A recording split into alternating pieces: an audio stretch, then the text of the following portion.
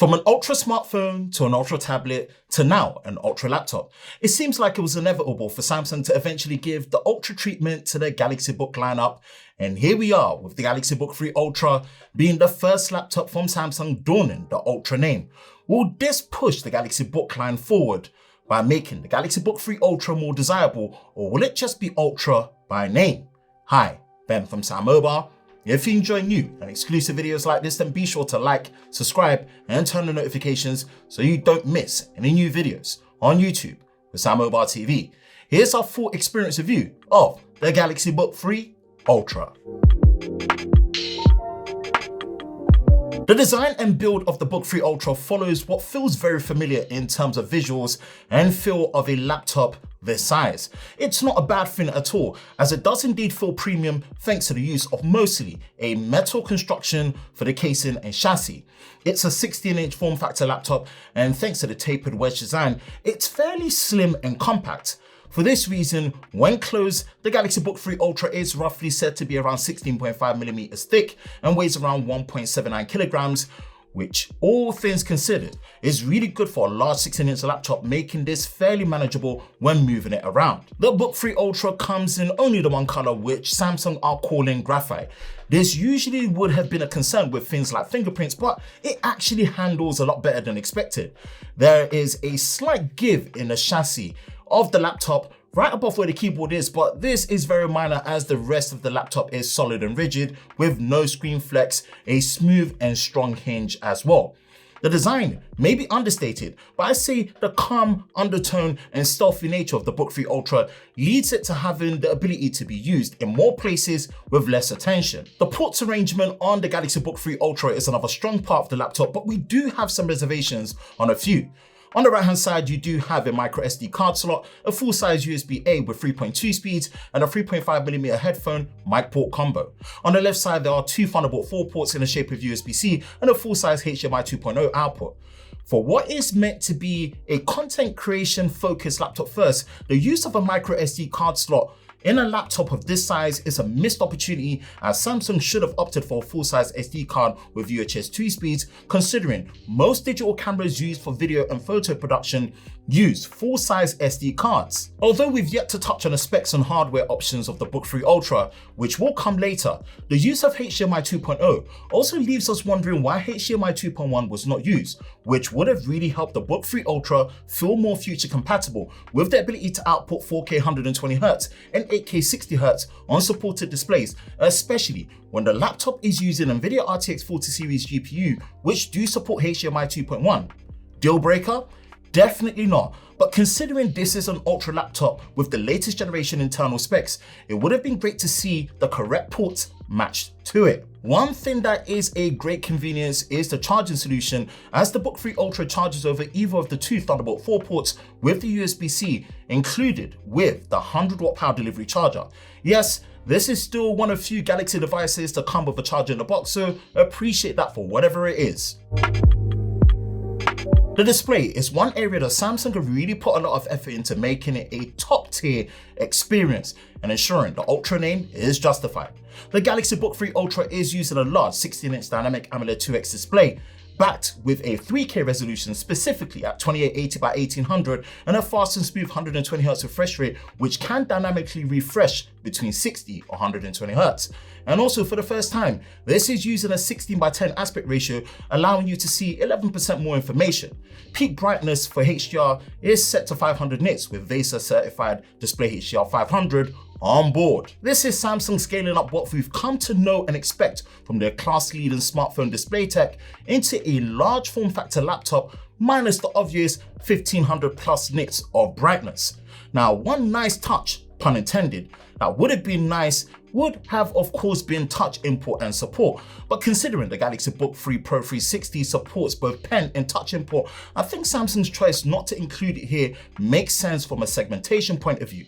Regardless, we are very impressed and much appreciate the display experience here, and it matches up to the expectations of a laptop like this. The Galaxy Book 3 Ultra is using a built-in 1080p front-facing camera backed with what Samsung calls studio-grade microphones with active noise cancelling ANC.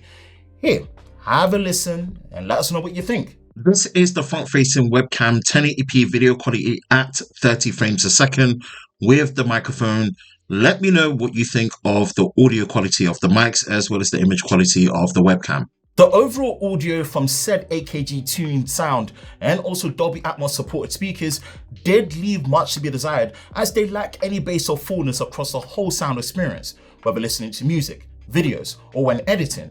For this reason, it would either be a 3.5mm headphone port with headphones or earphones or speakers, or pretty much go wireless.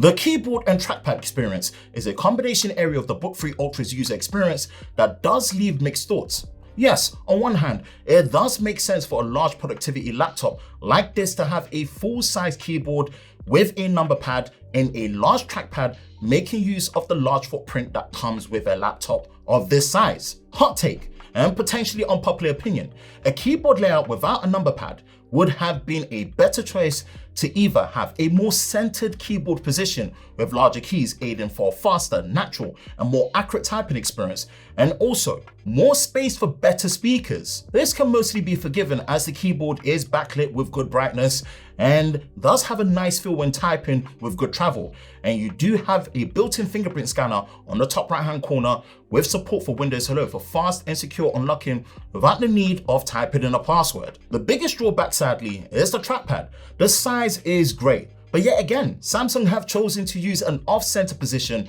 with the trackpad position more to the left, looking visually uneven and not very easy to get used to. Now, some may say this is down to favoring the full-size nature of the keyboard and the number pad that comes with it, but we say a centered trackpad is still preferred, and we hope sooner than later Samsung addresses this design choice for the trackpad. The trackpad is also smooth in feel and it's decent when it comes to the tracking speed and accuracy and response, but it still uses a clipboard mechanism rather than a modern haptic touch feedback. I just wanted to set the premise straight when it comes to the expectations of the specs and performance of the Galaxy Book 3 Ultra. Know by name and performance that this is not an Odyssey branded gamer laptop from Samsung with a high wattage GPU and high wattage dedicated charging solution. This is a content creation focused laptop first, built within a 100-watt TDP power envelope, so set your expectations as such when it comes to things like using the laptop for content creation, video editing, and production. This is where the Galaxy Book 3 Ultra is more favored to be. With that in mind, our review model is using an Intel Core i9-13900H with 32GB of RAM and an RTX 4070 GPU equipped with 8GB of VRAM, which we believe is limited to a 65-watt TGP and 1TB of internal SSD storage. There is the option of the Core i5-13700H with 16GB of RAM and an RTX 4050 and 512GB of storage, but also take in consideration that specs in different regions may vary. As for example, in the UK, there is only the option of 16GB of RAM regardless of the processor, graphics, and storage you go for. We have no confirmation also at this time whether there are 2 RAM slots available for user upgradability. As video production and editing is my main form of creative production, I loaded up a recent 4K video project file of the Galaxy S23 Ultra, which is roughly around 12 minutes long in Adobe Premiere Pro. This project is a multi-layer 4K project using highly compressed H.265 files in 10-bit color and 420 color sampling. At full resolution, the timeline scrubbing and playback was smooth with no drop frames, and most importantly, when doing a final export of the project, it was fast and able to export in roughly around 5 minutes and 20 seconds. Bear in mind, this is with the laptop plugged in with battery charged at 100% and a profile of the laptop set to high performance. The fans are audible during the editing process on the timeline and do become noticeably louder when doing a final export, which, considering the specs under the hood, is expected for a Windows laptop. What was a pleasant surprise and experience when unplugged was the video editing performance on the timeline felt pretty much the same, with no real difference to when plugged in. The final export times though did take longer at around just over 9 minutes, with a 20% reduction in battery life from 100%. So it is still recommended to stay plugged in for the best performance. Let's move over to gaming. As I am on Xbox Game Pass Ultimate, my games of choice for testing were Gears 5 and Forza Horizon 5.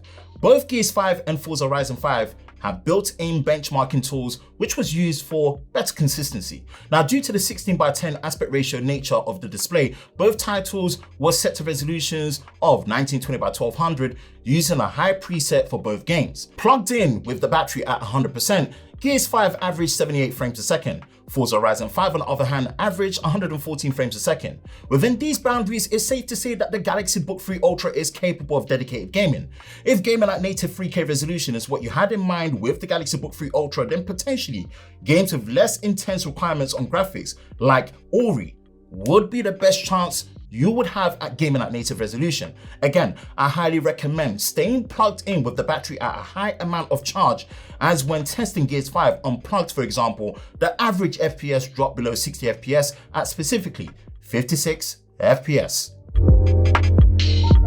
For the software experience, Windows 11 is the core foundation to the Galaxy Book 3 Ultra's experience, but it wouldn't be the same if Samsung didn't add a touch of their own sauce and software features to make it their own for their end users, especially for those with Galaxy devices like a smartphone. The feature I was most interested to see working was the new multi-control function, which allows you to use your Galaxy Book 3 Ultra's keyboard and trackpad to control your Galaxy phone. A few things to remember is that you need One UI 5.1 running on your Galaxy phone, signed into the same Samsung account, and be connected to the same Wi-Fi network with Bluetooth enabled. Once set up though, this works seamlessly, making it easy to move from one screen to another with minimal to no noticeable delay when navigating. What's even better is that you have the ability to copy and paste from, say, your phone's gallery to your Windows desktop or file manager.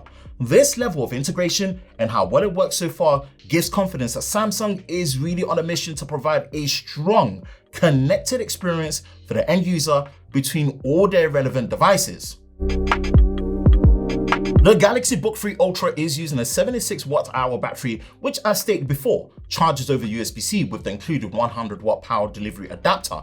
It's hard to give a definitive answer on the overall battery life, as it will change heavily from time to time and task to task, with applications like video editing and gaming taking the biggest hit with around 2 to 3 hours of usage, while lighter loads like watching a video or Word documents allowing the Galaxy Book 3 Ultra to go as far as 6 to 8 hours or more. With a starting price of £2,499, which can go up to £3,049 for the top spec, does the Galaxy Book 3 Ultra live up to expectations? Well, it's hard to say an absolute yes, but the question is really down to the end user and what you value and what you need from a top-end creative-based laptop. But a few things mentioned with the design choices, we still think that this is a great outing for an Ultra-based laptop from Samsung.